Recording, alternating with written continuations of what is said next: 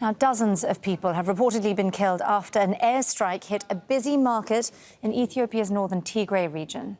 Health workers in the village of Togoga have told the Associated Press soldiers blocked medical teams from reaching the scene.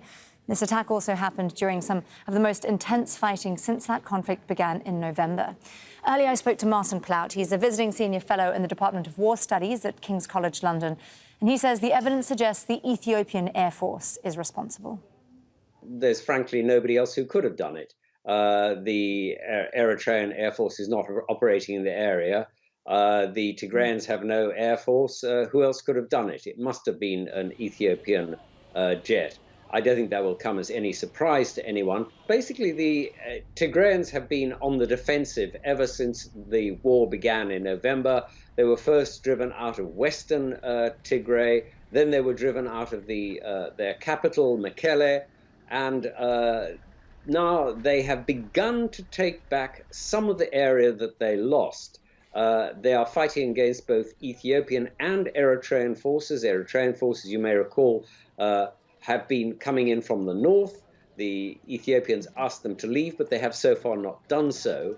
And a string of towns have now been briefly retaken by the Tigrayans in a very major offensive. They say they have captured up to 10,000 Ethiopian troops. Now, of course, that's not verified, but that's the kind of claim that they are making, that they are now on the offensive. They've got they say, the Ethiopians on the run in some areas, but this is not a war that's going to be over in 5 minutes. The last war in this area lasted 17 years. This one's been going on 7 or 8 months. Well, let's now speak to Hiba Morgan. She joins us from Gadaref in Sudan, near the border with Ethiopia.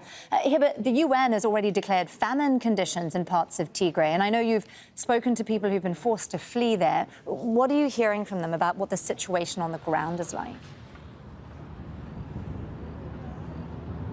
Well, first of all, let's look at the location where this airstrike happened. It happened in northwest of Mekelle. That's a place where people will not be able to escape from to come here to refugee camps in Sudan's Gadaref and Kassala states, should they want to. That's because of the location and because of the fact that Ethiopian troops are blocking the borders. So the number of refugees who are able to cross here to seek safety as well as humanitarian assistance is getting lesser and lesser as time goes by.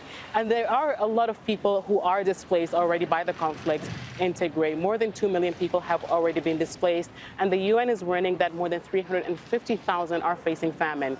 So it is expected that the airstrike that happened today, as well as further airstrikes which are expected by the Tigrayan rebel forces, who say that they're expecting further attacks, and that they're also trying to launch their own offensive to take some of the areas back.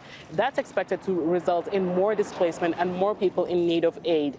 People in the area are reporting that access to health care and to medical assistance from the airstrike is being blocked. That is a report that refugees here say that is actually true, because they say that they can believe that, because they say that they've seen Eritrean forces and Ethiopian forces blocking aid. So it looks like the situation in Tigray is going to get worse and worse as the days go by. Hiba Morgan there on the ground for us at Gadaref in Sudan, near the Ethiopian border. Thank you so much, Hiba.